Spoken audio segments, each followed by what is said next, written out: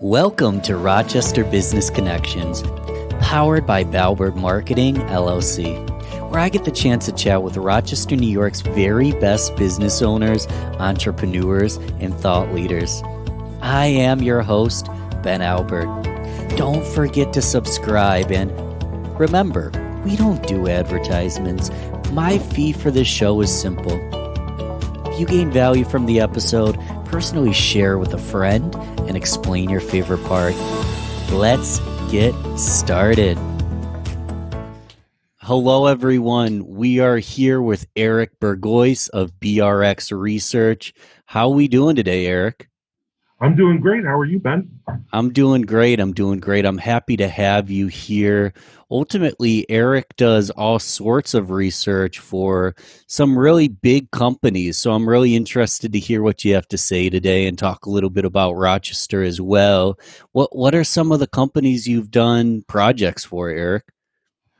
Well, over the years, we've done projects with a lot of great companies, both local and national, and even some international. Um, our biggest client is ESL Federal Credit Union, who are amazing people to work with. If, if you bank with them, you know that, but they're just as great to work with. And we have a long-term relationship with Monroe, formerly Monroe Muffler. You might know them as. Um, we work with Duke University, and over the years we've worked with Xerox, Kodak, Bausch and Lomb, all the big ones of Rochester, of its past and current, and hopefully future. Um, so we have a nice customer base, small, large, growing, already grown. We like to work with anyone and everyone. Absolutely. And wow, so you guys are helping some of Rochester's largest companies, which is a very cool thing. To give us a bird's eye view. I mean, research, a lot of people are just thinking of a research paper, market research, or this or that. It's a broad field. Tell us a little bit about specifically what you do and what these companies need, how you help them.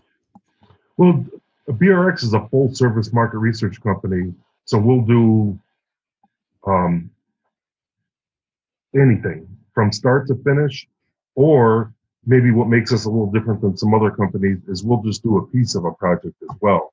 So you may have a question, a research question, an objective, and we can come in and we can help you decide which research is the best for you and how can help you from start to finish, right through report and presentation.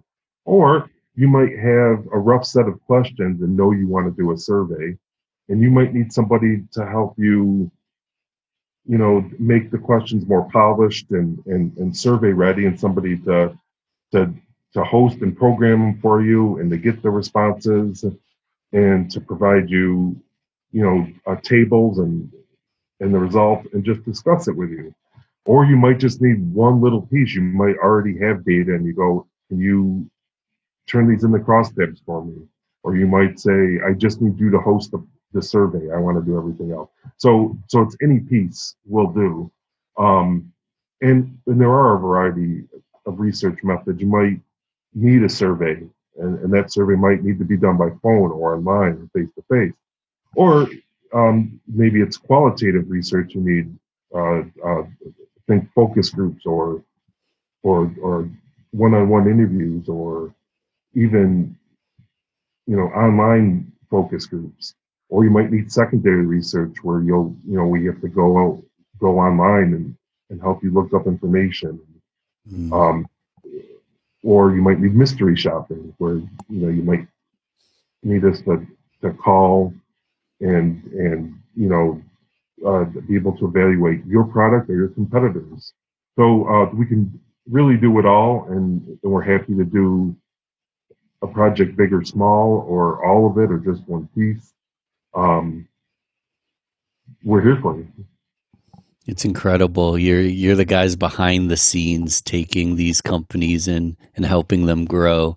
What got how long have you been in the field and what got you started in it? It's not a typical occupation that ultimately someone thinks about when they're thinking about being a doctor or a lawyer or an athlete. What got you into research and why are you so excited about it today? Well, it's a good question. I always did like surveys. I found it really interesting to be able to tell people your opinion, being Mm. a person myself. And then in college, when I was in a junior at Brockport, I took a market research class. And it was the first class that I thought, I can do this. I really like it. You may take some other classes and, maybe it's accounting. You're like, I'm not sure I can really do that. Or finance, I'm really not sure I could do that. Or classes might not interest you at all. But market research was interesting and I felt like I could do it. And so the summer after I took that class, I went to the yellow pages. I know a lot of listeners might not remember what those are, but I went to the yellow pages and looked up market research companies in Rochester, and I reached Gutenberg Marketing Research, Jeff Gutenberg from there, and he was the first person to answer, and he needed some help with data entry, and I came in and started working for him and worked more and more as I finished school, and then he bought BRX Global and he merged the two companies into BRX Global Research Services Incorporated, and he took me on full time. And I worked for him for the better part of 20 years. And when he wanted to focus on other things and slowly get out of the business, I started buying the business from him, and now I'm the owner. So going through the yellow pages in 1995 has led me to owning a market research company in Rochester. It's amazing how things turn out, and congratulations on being the owner of the company now and going on strong. Well, one thing I enjoyed when we had coffee the other day is you really do seem to have a passion for our city. What are some of your favorite things to do in the city? Where would we see you on the weekend when you're not working? Well, after COVID or pre-COVID, it would be, Friday night would be an Amherst game. That's my passion. I love. I'm a season ticket holder, actually a corporate partner for the Amherst now, with the Amherst. Um, they, when I was growing up, they were a huge part of the pride of the city. They were very successful. The media focused on them. It was a popular thing to do in uh, when they won the Calder Cup in '83 and again in '87 and again in '96. The parades downtown and the celebration at the arena after, it just promoted such civic pride in me. I just felt proud of Rochester. They were the only thing that really um, did that at that time for me. And especially when they won in 1996 at home, it really cemented me deciding, I'm gonna stay living here. I grew up in I've lived here my whole life. That really cemented me living here. um, that celebration from that championship lasted the whole summer. You would see players out. Some of those players still live here today. That's how big it used to be. So that's my big passion. But you also might see me walking around Charlotte. I've lived there, um, or in that area most of my life. I like to, walk along the water. It's a beautiful area. I like to enjoy the bars and restaurants in the area. Um, and there's a lot of other great neighborhoods in Rochester too. So you might see me there. I like to go out and try different restaurants in different areas of Rochester. Um, it, it's a real thriving type of part of Rochester. I think those of us who enjoy it, we know that. And you hear that, especially from people who aren't from here and they come here, they're very impressed with the things there are to do in Rochester and the places there are to eat and meet people. And then the third thing would be, it's relatively new, and unfortunately, this also isn't going to happen this year. but it's the Rock Holiday Village at Christmas time. It is just, it's amazing. It's another one of those things that sparks civic pride. You're walking around it, and it's done very nice with the ice skating and the setup like Bryant Park in New York City. It's what it was modeled after, and it just, it's Christmas time, so I love that time of year, so I'm very happy and joyous. Anyway, but you look up to the and you see the Rochester skyline from the east there, and it's just a beautiful view there too. So, a lot of, I think it's a great city. I love being able to work with companies, especially. I mean, certainly if somebody calls from anywhere and needs help, I'm going to jump at it. But when it's a local company, it's especially gratifying because if I can help a company do well here, that means there's more of those type of activities that Mm. people can feel like the way I do when they do them. Absolutely. I couldn't agree more. Charlotte's beautiful, walking around, walking by the pier. We've got full winters here. So if you do like winter, you're in the perfect place. We get a full Christmas. Yeah. Um, and yeah, I love Rochester. You've been here forever now. Is there anything that is nostalgic for you or anything that you wish you could change? Well, nostalgic would probably go back to the Amherst. But every time I drive downtown to work each day and you see the Kodak sign Mm, on State Street, that sparks nostalgia too. And hopefully, Kodak, you know, has a future. So, I don't mean to just, you know, to think of it as something that was great in the past. I hope it can be great again. But certainly you look at that and I mean, the city was built, really grew because of George Eastman. And you think over the years, the amount of employees they had and the amount and they had their hands in everything. And that you just feel the history of it, you know, and personally, I know it employed my father and gave us a great living, allowed us to have a great middle class life, the reliable job every year and the bonuses every spring.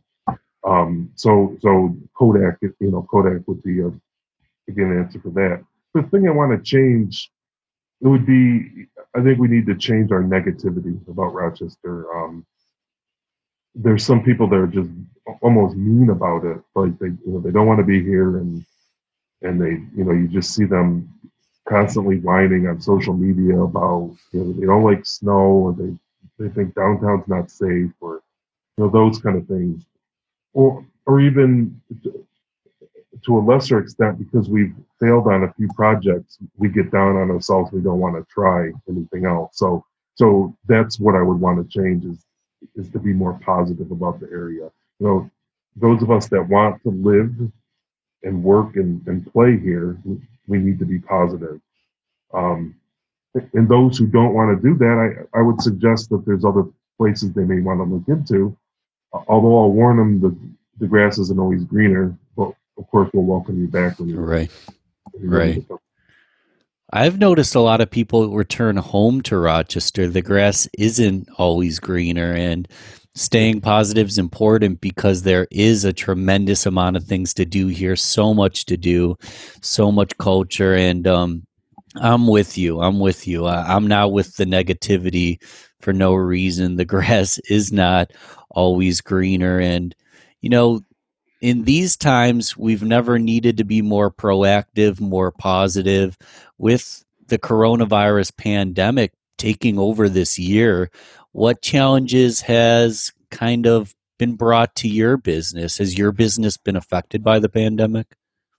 We were initially, everybody, that I was working with at the time said, well, let's hold on right now, let's pause.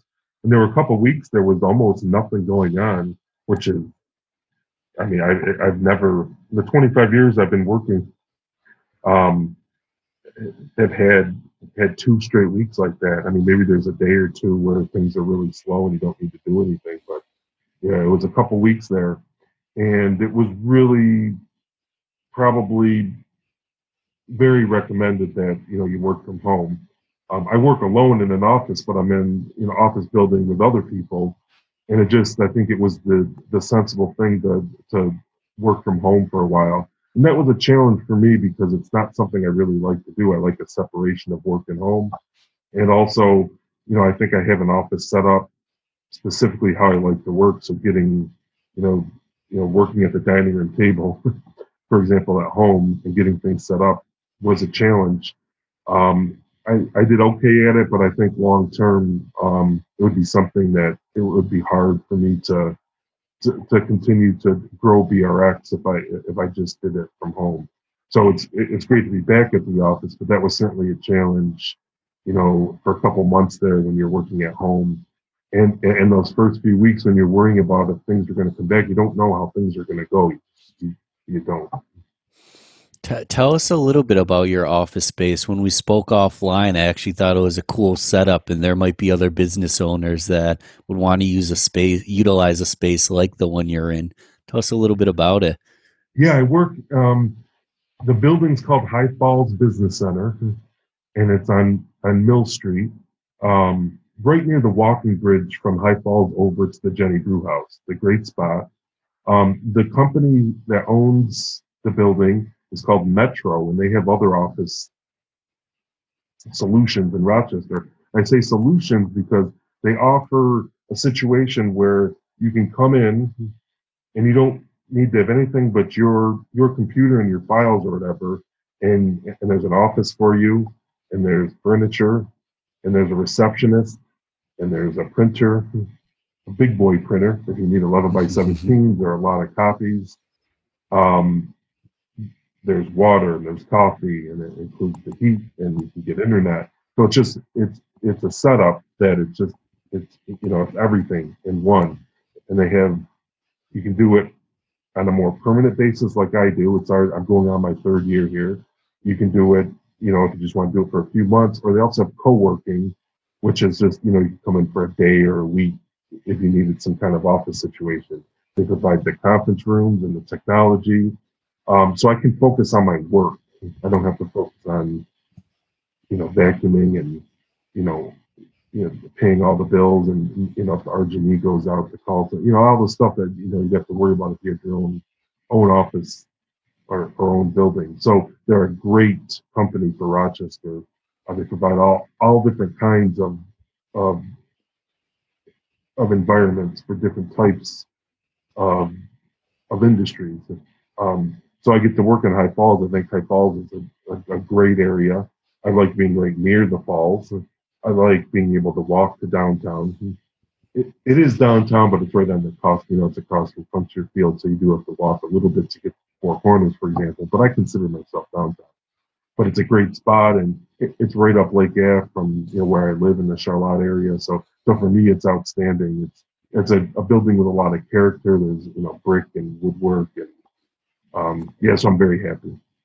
It's great. They said Steve Jobs ultimately would wear the same suit every day because he, was so high strung and had so many decisions to make that what he was going to wear in the morning wasn't a decision he was going to make for the day. And being able to show up at an office place where all the office management functions and the coffee and the tea and all of that's ready for you definitely could clear the head to have a good work day. So I think that's a very alluring concept to have an office space like that. Um, well, great, Eric. I'd like to take you to the rapid fire round where I just ask you some short, simple questions where ultimately the listeners can learn a little bit more about you. Sound good? Sounds great. Cool, cool. Coffee or tea? It's coffee, Beer or wine? beer, Cats or dogs? cans, Do you have a favorite season? winter, but specifically late fall, early winter, like that, late December, early January time. Mornings or evenings? Evenings, E- Your evenings? yes, I like when everything's done. I thought you were a morning person because we were meeting at 8 a.m. today. Oh, I mean, I do get up early, but in the evenings everything's done, so you can kind of relax. That's why I would say that. Mm. Do you have a favorite ice cream flavor? Vanilla, specifically from Abbott. And iOS or Android? The most polarizing question I have: iOS or Android? It's iOS. I'm not a hardcore Apple guy or anything, but it was the first phone. It was the first smartphone I got. I thought it was a little bit easier to use, and then once you go with one, you kind of stick with I'm the same way. I have an Android, but that's simply because I've just had an Android and I've never swapped. it. Is there anything that I didn't ask you that I would have if I knew a little bit more about your business, your industry? I think your question set was fantastic. I just encourage people to that are listening to enjoy Rochester. I know right now with COVID it's tough, but go out and enjoy the nature and enjoy the things to do, the activities, the festivals, and be positive about it. And support local businesses as well. Support the local sports teams and go to the Little and all that good stuff that we have here. Not every city has, and even if they do, it's good to support local. I'm with you. I'm with you. So, market research, focus groups, surveys, everything. If someone's in need, what's the best way to get in touch with you? And or just just be friends on LinkedIn or anything like that. BRXresearch.com. That's BRXresearch.com. And I'm Eric Bourgeois on LinkedIn. But I'd love if you emailed me or gave me a call if you had a survey question or research question. And yeah, I mean, as many people as you can have a coffee with or a drink with or go to lunch or dinner, it's great. You don't know where a relationship's going to go. It could turn into business, could turn into a lifelong friendship, could turn into a mentor or a partner. It's a great social aspect that I think we were kind of going away from a little bit, and especially with COVID now, it's kind of put that on hold. But once we're able to go out again, I encourage people to meet up with people, have a coffee and have lunch. And I would love to have it with you. That's probably my favorite thing of owning a business is I get to meet different people and have lunch with different people and talk. And it's a lot of fun to get to eat a lot of different kinds of food. Absolutely. I'm in total agreement, Eric. Everybody who's listening or watching, do get in touch with Eric. Obviously, he's a great guy, and I appreciate you coming on the show today. Well, I appreciate your time, and thanks for having me. Thanks for listening to Rochester Business Connections. Don't forget to share this, rate, and comment on your favorite platform. You can also email me, ben@balbertmarketing.com. Let's connect soon. Until then, keep thriving, everyone.